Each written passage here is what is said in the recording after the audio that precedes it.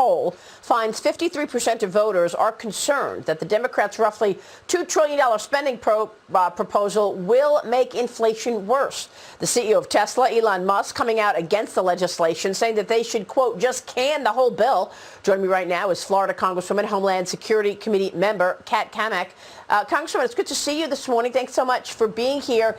Interesting to hear Elon Musk trash this bill that is loaded with electric vehicle rebates, pretty much saying, why do we need all of this? Do we need support for gas stations? No. What are your thoughts on what you heard from Elon Musk pertaining to the Build Back Better bill?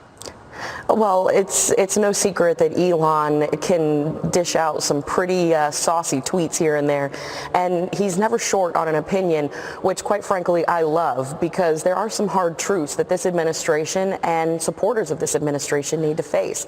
The fact remains that this level of spending is unsustainable. You know, as an average Joe, that if the government spends more, we the people get to keep less, and there is no government bureaucrat who knows how to spend our money better. So why in the heck are we continuing to spend on programs that have nothing to do with growing our economy or improving our infrastructure? The social engineering programs are weakening our country as a whole.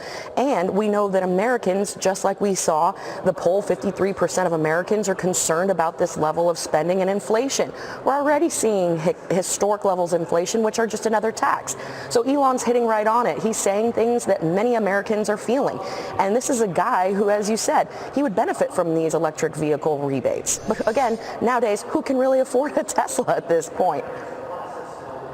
Well, you know, part of the bill has a giveaway to unions, Congresswoman. I mean, you're getting a major rebate if you buy an electric vehicle made in America by union workers. You could buy a Tesla made in America, but you're not going to get union workers, so Tesla doesn't get the same rebate as other electric makers that are using union workers. So that's part of it as well, I guess. Yeah, exactly. And what we know is that the Build Back Better bill is just riddled with all kinds of special interests and give-me's. Yeah. And at the end of the day, are we really willing? Exactly. And this is a perfect example of another special interest item that has been tucked into this massive bill that no one has read, that the Democrats are looking to ram down the American people's throats. We need to get back to the basics, not continue to fill up these bills with nonsense spending when we're already on track with historic inflation and a year where we could see upwards of $9 trillion in a single year being spent. Yeah, I want to get your take on the border, but first let me bring Brandon Arnold in, who is with us today on this electric vehicle story. Brandon, this is a giveaway to unions. I mean, that's what's specifically in the bill. Not all electric vehicles are treated the same. Yeah, that's absolutely right. And this tax credit is enormous. It's a $12,500 tax credit that people can get even if they make as much as $500,000 a year. And you're right, the bigger credit goes to the union-made vehicles, so it disadvantages some of our newer, innovative companies like Tesla. It disadvantages southern states, which have increasingly moved away from a union workforce to a right-to-work workforce. So this is about a special interest giveaway that costs taxpayers billions of dollars. It needs to go. Yeah. Unbelievable. Congresswoman, I want to get your take on what you're seeing at the border. I've been breaking news this week about what's going on in Houston, about the number of gotaways. I just spoke with Brandon Judd, who said that just in the first 2 months of the new fiscal year, 100,000 gotaways were seen on surveillance. The Rio Grande Valley sector has seen more than 100,000 illegal encounters since October 1st. That is a 163% increase from the same time period a year ago. And we know that 600,000 people got away in the fiscal year last year. And now he says already 100,000 people have gotten away in the first 2 months of the fiscal year. What are you seeing at the border?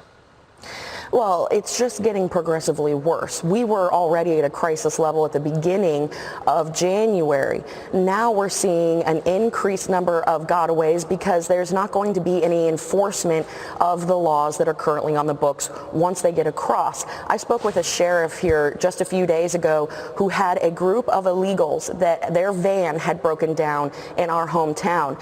When he said, are you here illegally? They said, no, we're here illegally.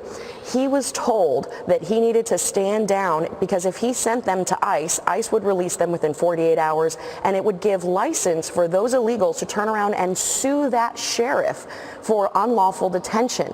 So we have literally tied the hands of our law enforcement officers at the federal all the way down to the local level, which is why you're seeing people who don't want to be apprehended. They want to be considered a gotaway because then they are here. Yeah. There's no accountability.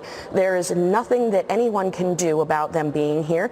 And if they are apprehended and then subsequently released into the United States, they at least are given a 5-year notice to deport and report to ICE down the road. Do any of them actually do it? No. But it's going to get progressively worse. We have got to secure our borders, uphold Title 42. We just got the Remain in Mexico policy back, but I fear that it might be a little bit too little too late. That's why we need to get firm on really supporting our Border Patrol agents. We've got to get rid of the vax mandates on these agencies that are already struggling. And we've got to get that force multiplier, the wall. These are all things that are common sense and protects Americans because every town in America, as you know, Maria, is a border town now. Yeah, I mean, what doesn't make sense is the fact that nobody's getting tested at the border, and yet we've got a mandate in place for our Border Patrol